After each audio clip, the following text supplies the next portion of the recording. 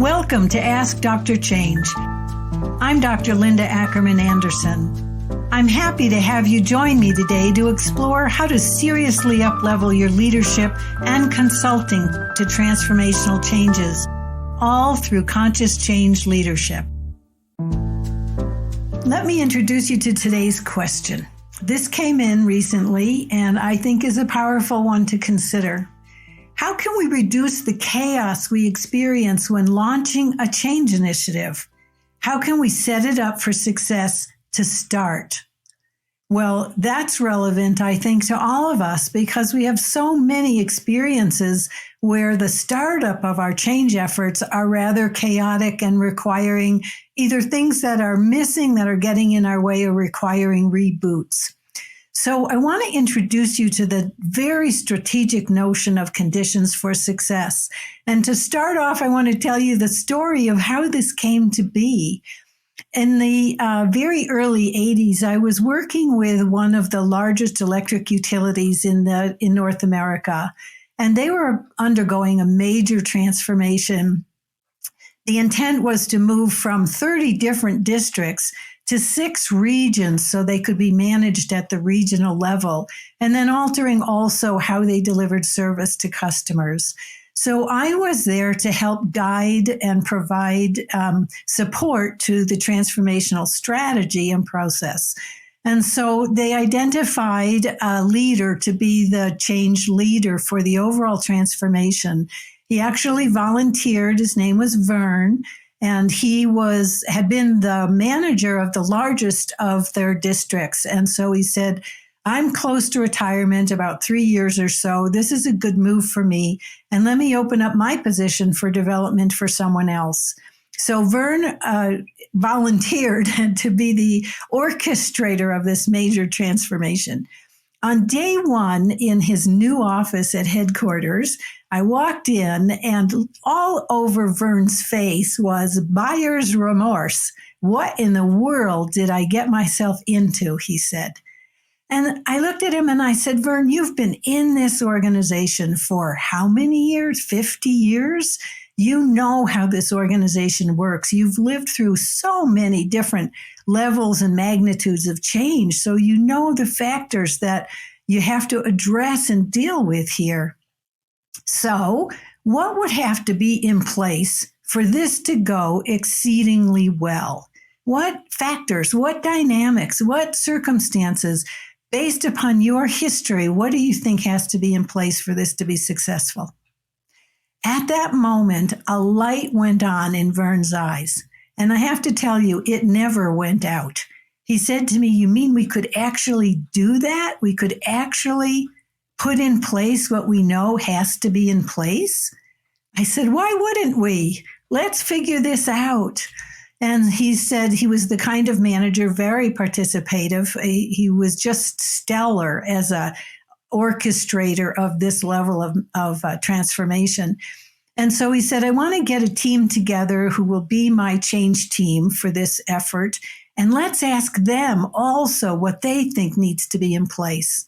And so he did that. And a couple of weeks later, they were all meeting for their first time. And we asked the question, what has to be in place for this effort to be successful? And they brainstormed a fabulous list. It was great energy. They really were invested in, okay, what really has to be here for us to be successful? And they were so excited by the list that they created that they said, let's put it on a poster and have it on the wall every single time we meet here. And that's exactly what they did. They made a poster of the list of their, what we were now calling conditions for success, and they hung it on the wall. About a month or so later, things started to fall through the cracks. And we had a little timeout meeting, a check-in, and I said, what happened to your conditions for success? And to a person, they all looked to the wall and said, there they are, hanging on the wall. And we all realized on the wall wasn't going to do anything to alter the conditions for this transformation. And again, a light bulb went on and we realized not only do we have to identify these things, we have to actually get them established We have to get the leaders committed to them. We have to ensure that they actually work in the organization and can be maintained and sustained. And so that added to the strategy. It's not just identification of conditions, it's actually manifesting them. And don't you know that Verne took that strategy to heart for everything that he did in that experience over the course of 3 years until he ultimately retired? It was hugely successful. He used that strategy for every conversation, every event, every communication, every major aspect of that transformation. He sat in advance and said, what has to be in place for this to work successfully? He was a model of this strategy. Among other things, he was really superb as a leader of this complexity. So that was so powerful that I automatically added it as a major protocol of practice, conditions for success, to our change methodology. So what do we actually mean by conditions for success? The definition of conditions for success are the factors, dynamics, and circumstances and ways of being that shape what needs to occur to raise the probability of achieving desired outcomes. This is what has to be in place to support us being successful. So some examples for you. Obvious ones. We need adequate resources. We can't deliver outcomes unless we can support it. We need adequate capacity. This is a huge one and shows up time and time again as a critical weak link often in change strategy. So we need adequate capacity and time and attention. These are obvious examples of conditions for success. Then in addition, consider this: states of being of the leaders that support being successful, like taking a conscious approach, since we're all about conscious change leadership, raising the awareness, being able to see what's really going on and being able to course correct it. Also having unified commitment, aligning leaders so that they are collectively pulling in the same direction.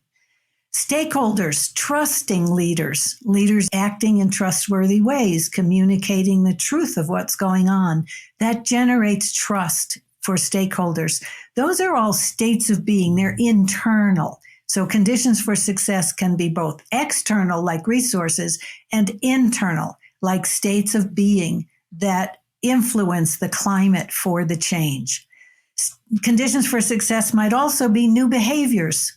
So that might be leaders telling the truth of what's really going on, them being able to listen carefully to the needs of their stakeholders, making rapid course corrections when that's essential to getting a transformation back on track. How about leadership follow through on decisions that are made? Those are behaviors that we know need to be in place. Or more powerfully, leaders modeling what they're asking of the organization. That's a condition for success also, because it's a way of exhibiting desired cultural attributes, hopefully that the transformation is asking of the organization. So, factors, dynamics, and circumstances. What's the benefit of investing this time to create these things in the organization? Obviously, acceleration. We want fast. Every leader wants their organizational change to be successful and fast and cost effective. So acceleration of progress is important. Another benefit, sustained leadership alignment. We need to know that the leaders are behind this. They're all pulling in the same direction. And a commitment to conditions for success enables that. What it also enables is increased credibility in the eyes of your stakeholders. Consider when these things are in place and people in the organization who usually may be uncomfortable or doubting what's going on, they see that things have been lined up to be successful, and it adds credibility to the change effort. How about the advantage of fewer breakdowns, fewer needs for course correction, fewer redos? I think most major change efforts are famous for how many redos are required. Conditions for success help minimize that. Another benefit, it's so much easier to monitor status against the conditions.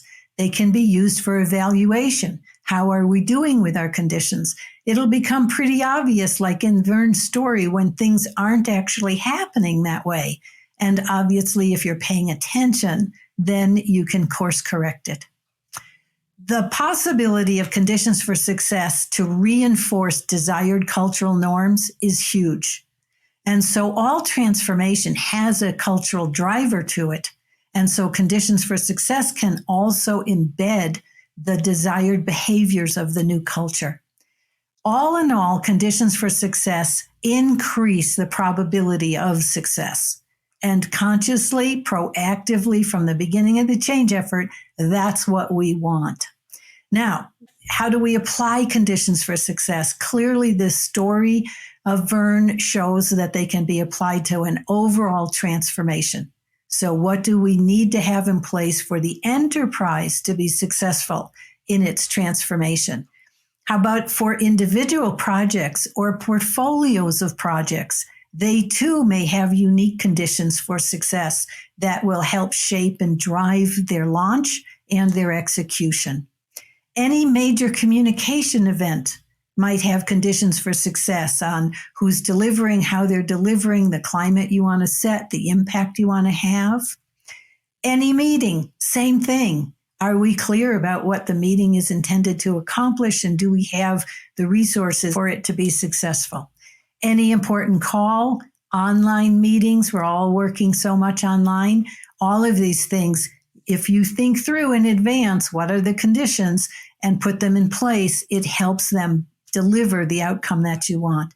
And of course, difficult conversations. This is a good one for challenging conversations we all need to have during transformation. So the possibilities are endless. It's a matter of putting this strategic idea in your thinking as you go about planning for any activity required in the transformation. I want to be clear with you about two critical words in understanding what conditions for success are about. First up is the term outcome. This is the result we're hoping to achieve through a series of action steps embedded in our change effort, our transformation. This is what we want to accomplish as a result. The other term, process, are the steps required to achieve that outcome. These are the actions we need to take in order to deliver results. So, where does conditions for success fit in all of this?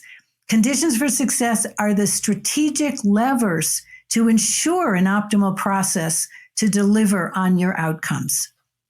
They really do help shape what has to be done, how it has to be done, who has to do it, and how to align everything to deliver our outcomes. So there are three critical steps for identifying and achieving conditions for success so they have the impact you want them to have. First up, identify them. In the story that I told about Vern, he wanted his whole change team to help identify them. So he did a collective brainstorming and identification and prioritization of the conditions they all collectively came up with. To identify the ones that they want. You may do this with a leadership team. So they're thinking through a conscious lens. What do we know has to be in place? And it's important to look at your past history with change because that will reveal likely conditions that may not have been present in the past and need to be present in this particular change effort. And so a historical view often surfaces, reveals the kinds of conditions that are necessary. So step one, identify. Step two is establish. Now, prior to establishing, the leaders need to commit to these conditions, that they will in fact want to establish them. And so how do we have them appear in the organization so they're tangible, they're real, they have an impact? That's establish. Now, different conditions, external ones like resources, will be established differently than states of being or behaviors. And so you're looking at the uniqueness of how to establish each of the both external and internal conditions that you've identified as priority. So the work of putting them in place is absolutely essential. And who does this? Again, as in Vern's case, a change process leader, the sponsor, a project leader, those that have influence over how things are being set up and what's required to produce a successful launch and execution. So those are the folks that get involved in establishing your conditions. So, and obviously they need to be communicated to be established, right? So you're letting the organization know what it is you're intending to do. The third step is monitoring them over time, because the world changes. The reality of what you're addressing in the organization changes, especially in transformational change. So how do you monitor them? I'm going to share some monitoring mechanisms with you. How do you sustain them? Another little chapter in the Vern story is that there was a time when some of the conditions later on in the effort were not being met. And he took the issue to the senior executives and actually also the board, because they'd been engaged in committing to the conditions because it was so important to the organization. And he had the license to hold up the mirror to say, something's off. We fell off the tracks here. How do we get it back on? How do we reestablish this? And so monitoring and course correcting your conditions is also a part of the process. And so you want to sustain them to the degree that you can, or consciously, overtly alter them if you can't do what you set out to do at the beginning. So identify, establish, monitor, and sustain. These are the steps to doing this work. And obviously identify as early in your change process as possible. Establish those that are relevant to launch. Maybe some are more relevant to execution over time. And then monitoring and sustaining as soon as anything is put in place. Those efforts need to be also established. So, monitoring mechanisms. How do we actually see if we're living our conditions for success in reality? One of my favorites is to put a regular agenda item to review how the leaders are doing against the conditions they committed to. And so regular change leadership team meetings or executive team meetings, that there's a reflection of, okay, are we fulfilling what we set out to fulfill with our conditions? And if course corrections are needed, they're made. There could be a way of embedding conditions for success into your dashboard. And so whatever form that takes, red, yellow, green, or numbers, however you embed in a full dashboard, that you're also including a monitoring of the conditions. You can periodically do a survey or an assessment to find out, are the conditions having the impact we intend them to have? And so that's another possibility for monitoring. And clearly, if you have change management practitioners, change consultants, they can observe and record and raise issues where a condition may not be happening the way it was intended, or a new condition is needed and it needs to go through the process of being committed to and established. We also sometimes have conditions for success champions that are named and blessed and given permission to actually monitor what's going on and report in periodically so that there's support for the conditions, especially around resources and timing and capacity. Those are critical things, or leaders not walking the talk. They have to be legitimized because sometimes they're recognizing that certain leaders may not be living up to the commitment that they made. And so conditions have to be in place to have conditions for success champions. So I want to raise your awareness of what you're looking for when you're monitoring. So here are some sample indicators that a condition is not being sustained. And as you think about your change efforts, consider whether or not these things are taking place. Perhaps leaders or project team members stop showing up for change meetings. I hear that a lot from my clients. So-and-so isn't able to come again and again. Well, a condition for success is full engagement in the change effort, especially for the team. So what's happening there? That needs some investigation. How about leaders not walking the talk of the desired future they're asking of the organization? We see this a lot. I want participative decision making, but then I'm going to make all the key decisions, not you. All right. That's not walking the talk of a condition for success. So how do we get the permission and ability to raise the issue if leaders are not walking the talk of conditions they've committed to? How about when rumors are out in the organization without clear information and there doesn't seem to be a way to correct them? A condition for success has to be in place that we're addressing the true reality of the transformation and being able to put rumors to rest as quickly as possible. If there's punishment or threat when concerns are raised, like we need a course correction or we're not doing something right, and there's threat or fear associated with it, that's an indication that people are not able to tell the truth. They're not able to really give voice to what they see going on that might impair the organization's ability to be successful. How about political battles? We have this all the time. Political battles about what's the best direction to go or the best process to follow to do the work of the transformation. So when politics are raised, what kind of condition could be put in place to overtly, constructively, compassionately address those issues? If we're taking a conscious approach, we're also dealing with those delicate issues, political dynamics that also occur during transformation. And how about decisions not acted on, leaders not following through with what they said, or needing to revisit decisions over and over and over again? That's an indication that a condition for success has not been identified or has not been met.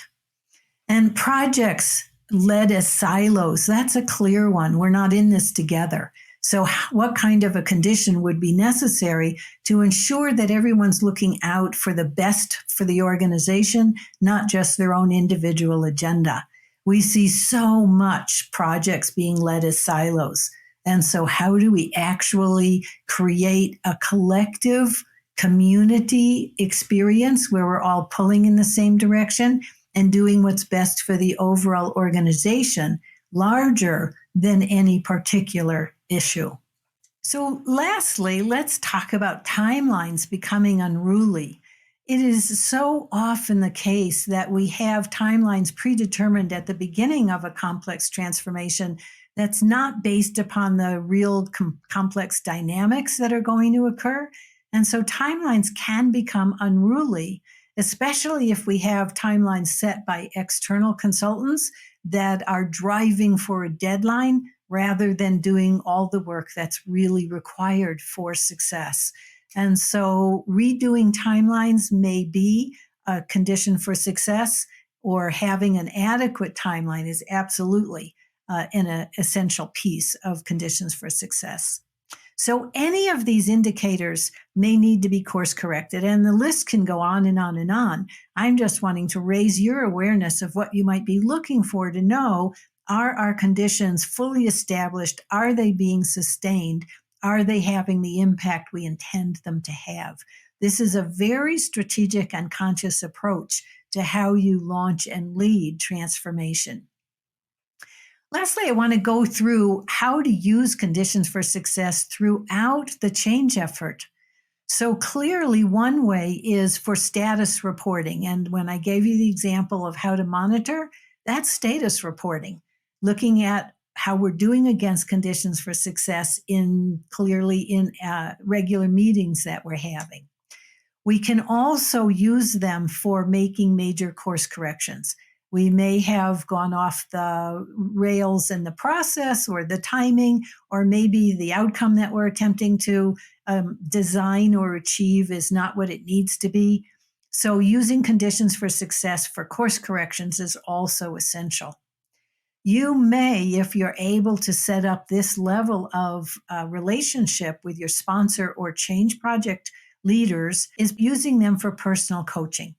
If a leader is actually not walking the talk or not talking the walk of the conditions for success, perhaps some personal coaching, executive coaching would be necessary and could be very useful. How about conflict management over disagreeable decisions?